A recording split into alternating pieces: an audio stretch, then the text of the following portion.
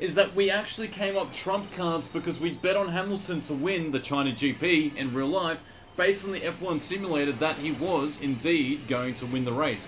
And that's what ended up happening. There are actually a lot of similarities that had happened between our F1 simulated China GP and our F1 race. Now let's just go through and do the Q2 session of our Bahrain simulator that we're running right now. And the first elimination is Grosjean, Palmer, Magnussen, Romain, and Ericsson. If you do like these videos and the fact that we are doing an F1 simulation before every round in the F1 calendar, please give this video a thumbs up and be sure to subscribe for more, because I will release these videos once before every round. The good thing is, this was a back-to-back round, so we went from one round straight into the other. Now, as I was just saying, and for those who haven't watched the prior video, is that in the last video, I decided to run a series where I was going to run an F1 simulator on each particular track as we go on the championship, and then essentially put money on those people who had hit their targets based on particular betting markets, whether it be winning or becoming on the podium or doing whatever it is, and then betting on money and so forth. So what I'm going to do this round is I'm effectively going to put another $100 on whoever wins in this F1 simulator, but I'm also going to put $100 on another market, and that's for a points finish. Whoever I can find that's in a points finish position in the top 10 that gives me the highest payout for the market, I'll put it up on the screen now, I'll be putting my money on. So for example, Alonso's $2.37. So if it says in the simulator he does indeed come inside the top 10, which is, you know, somewhat likely, we will, as a matter of fact, be putting our $125 that we won from our first round, which was last round, on him to do that. So that's a different odds. We're going to be playing two different markets this round. And it was eliminated in Q2, Sainz, Hulkenberg, Perez, Kvyat, and Vandoorne. So another session that's played out a little bit weird because Esteban, Ocon's up in the top 10. Ooh, Lance Stroll is in the 10 as well. So was Fernando, Alonso. So a little bit of a surprise there. We've got Lewis, Hamilton, and Bottas, Räikkönen, and Vettel for our top 4. But what we did in the last simulator, and you guys probably noticed, is that the qualifying was actually really accurate. The top 6 were down to a T. Alonso qualified reasonably high and then ended up doing most of the race inside the top 8. In fact, he was sitting in the top 6 for such a long time at that starting of the race.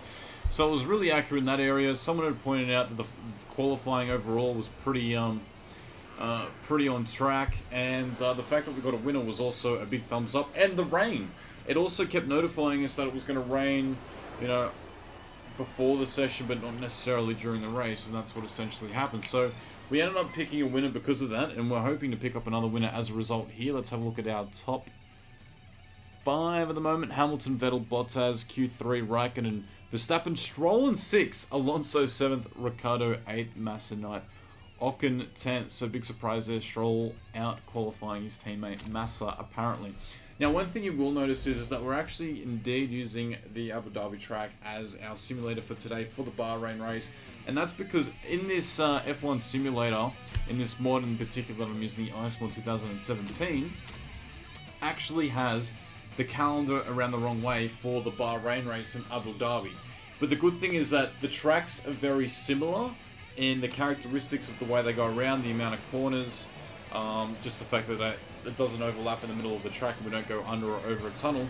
But I'm definitely going to be running it as we usually do, and I just want to put these guys up into neutral mode because I don't want them getting in the way. Now the idea here is that I'm just spectating and watching to see what actually happens, and then, you know, pretty much kind of seeing how that works in the real life. So our man on sitting pole is Hamilton, Vettel, Bottas, Räikkönen. So there, let me just go back a step there. So the fact is, Abu Dhabi, and in this mod with Bahrain, it's the other way around. And for me to do a Bahrain race, I'd have to do the whole calendar to get there, and that would take way too long. So I'm just going to do the simulation on the Dubai track, because when you overlap it and the actual mapping of the game itself, it's very similar. So that's a shame, but the next race will definitely be filling in. But I will be using this as our guide for this race in particular. So let's have a bit of a look. How we get off the line. Does Hamilton get off the line straight off the gas?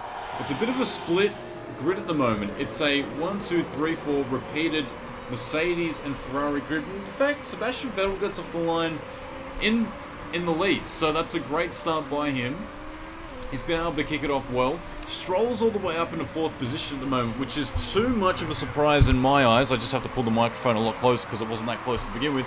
We've now got the microphone right up to my face. Sorry about that, guys. I didn't even notice. That's one of the crazy things when you're doing all your video editing and focusing on the game. But we've got, so far, Vettel, Hamilton, Bottas, Stroll, Ricciardo, Alonso in a 6th, Räikkönen 7th. So Räikkönen slipped back there from our start. He hasn't had the best of starts here at the Bahrain GP. We've also got on the charge our 8th man, Verstappen, but also Massa in the top 10. Some of the top 10 is both Williams drivers, which we haven't seen to date, so that's a bit of a surprise.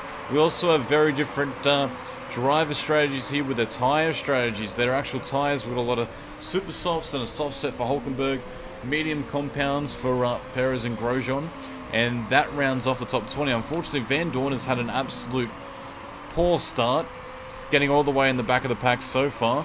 And what we might do is, now that we've got the first lap complete, we might just start to fast forward this a little bit to see if we can get a little bit more gravity on the situation. So let me know in the comment section below, guys.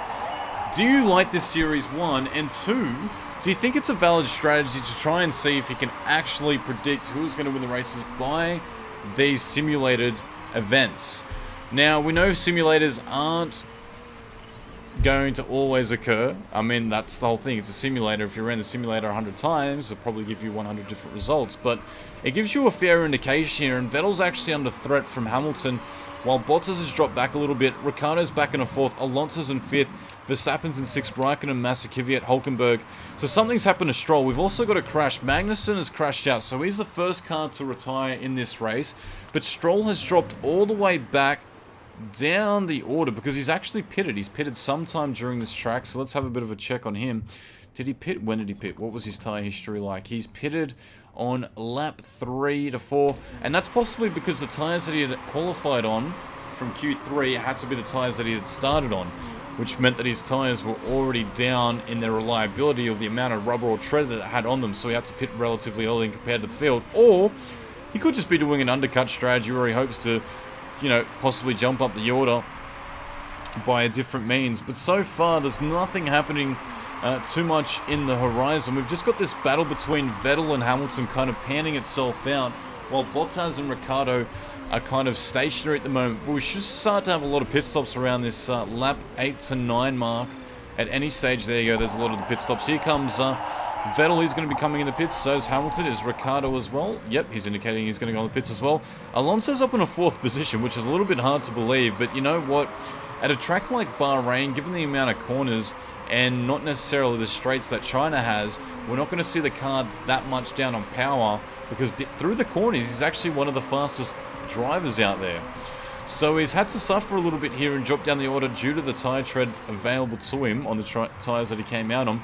But Vettel goes to the pits. Is he going to come out in 1st position? No, he doesn't. In fact, Ferrari don't do that great of a stop. Otherwise, it could be a simple case of them having to fix the tyres or a mechanical issue. I don't know what the hell's going on. Vettel hasn't left the pits at all. So for whatever reason, Vettel has sat there and has not moved. There must be some sort of huge mechanical issue with that car and they're having to fix it. So that car is pretty much out of this race altogether. He's definitely not going to win. He could still possibly get up there in the order if he comes out in the pits. They're still fumbling around with this car. I have absolutely no idea. There you go. It finally left the pits. They must have had to have fixed quite a few things on that car in order to get it out. But he's dropped all the way down into 18th. And his teammate Räikkönen is also back in a 17th position as well. So that's a big surprise to see Ferrari all the way back down in the order and Lance Stroll losing out on that top 5 position that he had earlier in the race. So we've got a Hamilton, Daniil Kvyat.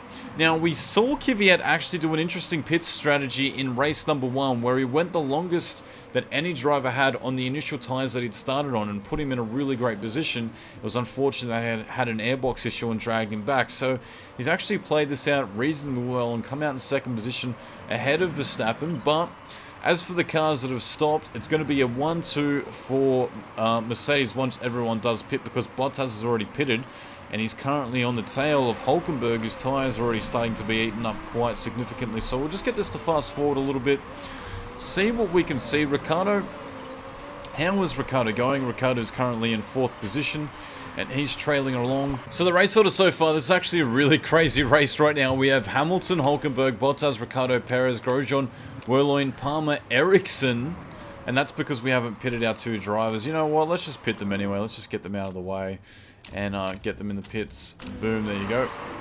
In comes for Wehrlein. Remember, we're not racing as them, and you can't spectate a race, a simulator race, without actually picking a team and being their drivers. So we're not actually racing them, so we're going to get them out of the way because we don't really think that the Sauber team are going to be that much of a threat for a race win, let alone a podium position or even a points position. But you never know. So they're going to come in and they're going to have to stack. But the fact is, we're not actually, you know, fixing their team. We're just letting them go by. But back on track, we've got Hamilton. Hülkenberg is sat out on his tyres as much as he possibly can at the moment because, you know, his tyres are going to start to sink any second now. We've also got Bottas, Ricciardo, Perez, Grosjean, Palmer, Vandoorne, Massa, Alonso. Räikkönen and Vettel have not been able to recover. For whatever reasons, their poor pit stops have really screwed them around, but not as much as Lance Stroll, who's all the way down into 19th at the moment. So Lance Stroll, days of old, not having a great time at all. But the big surprise for us is Vandoorne inside the top 10, as well as our boy Alonso, so we might actually get a point finish. And we've only got 1 car that hasn't finished the race thus far, and I don't know if that's believable at the moment, but we'll believe it anyway until we get further into this race. Lewis Hamilton seems to have a mechanical issue as well. Look at that. He's got the mechanical bar, which indicates that some sort of a problem has occurred for his car. It could be anything, front wing, rear wing, engine. But, you know, I would be a little bit surprised if that was going to be the case in real life. This race might actually throw us out more than what we're thinking because of the amount of spanners it's thrown. What it's essentially saying is that we might not even get Hamilton to win. Someone like a Perez, Grosjean, or Palmer could even win this race. So we'll just fast forward here for now and let this play out a little bit more as we kind of spectate from the sideline. But let me know in the comment section below, guys. And even come back to this video after it happens and let me know, were there any things that actually coincided with the real-life Bahrain GP? So that's going to be a big surprise if things actually do play out that way. I would be humbly surprised if that was the case. So, I don't know. Could we see both Ferraris screw up their pit stop strategy? I don't think so. This usually would mean that Hamilton would most likely win the race, but he's currently smoking at the back of that Mercedes GP car. Is actually smoking quite viciously at the moment. He's indicated that he's going to come in the pits, and that we don't know how long this pit stop's going to take, but he's actually coming down to a very close halt while Bottas tracks him down. Bottas is actually gaining on him quite significantly. So is Daniil Ricciardo. Perez is going to have to pit for tyres very shortly, but I imagine Bottas is not going to have to pit again, which means that Bottas will most likely take the race win unless Daniil Ricciardo can do something about it. And a surprise 3rd place is still up for grabs here. Hülkenberg could grab it. Massa could grab it. Vandoorne looks to be out of this race. He has to pit very shortly. But our boy Alonso is up in a 7th position with Verstappen, Ocon, and Kvyat at the moment. Kvyat actually in front of his teammate Carlos Sainz. So Hamilton goes all the way back down to last. And he's absolutely blistering out there. He's not a happy camper. Stroll, meanwhile, is 17th. Räikkönen and Vettel both 12th and 15th. So the 3 of the top leading cars are currently out of the points. And unless Vettel can catch Wehrlein, which seems to be likely, then yeah, there you go. Vettel is actually just about to jump him now and possibly put on some threat for Wehrlein. But unless something crazy happens right now, it looks like our boy Bottas is actually going to win the race. Hamilton just posts the fastest lap of the race, so he seems to want to grind out some anger in that car and push as much as he possibly can. So I'm surprised we've got a mechanical issue for Hamilton so far, so early into this season. And that's going to be a big thing for us. I don't even know. What are the odds for Bottas to win the next race? I'm going to have to actually check that out because I don't even know. I know that Hamilton was $1.66, then Vettel was the second favourite. But as for Bottas, I'm thinking it's going to be significantly higher. Anyway, Bottas picks up the win. We've got Ricciardo, Massa, Alonso, Verstappen, Ocon, Kvyat, Wehrlein. Vettel just gets inside the points.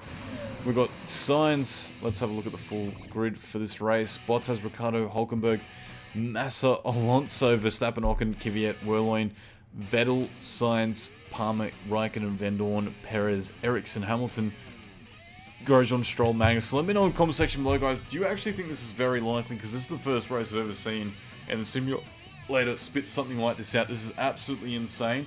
With Bottas picking up the win, he's actually paying $7.50 to win the Bahrain GP. What I'm going to do here, guys, is I'm actually going to put the $100 on Bottas, and I'm going to put $100 on Alonso to get a points finish, which is $2.37. So we're going to put, no, sorry, make that 125 on Alonso, because that was our winnings from last race. So 125 on Alonso to pick up a points finish for $2.37. Hopefully the McLaren can finish the race for a change. And for Bottas, we're going to put 100, which would be a possible winning of $750 or $650 net profit. Let's see if that works out for us, guys. Let us know in the comment section below. Unless someone gets picked up for an illegal component, let's just check that out first. I don't think anyone would. But no one gets done for an illegal component. Lance Stroll actually went down a lap. So that's going to be our bets for this week. Let me know how absolutely insane that is going to be. Do you think that's likely? If this actually did happen and Bottas picked up the win, that would be huge. That would be amazing, guys. Anyway, check me out very shortly. I'm going to be back doing my F1 Motorsport Manager career videos. Back with our Charles Leclerc racer and also our Mickey Schumacher, so be sure to tune in for that. Very sorry for the delays in uploads, it's purely because of my net. But I'll talk to you guys very shortly, and we will be back, hopefully, within the next couple of days. Whoosh.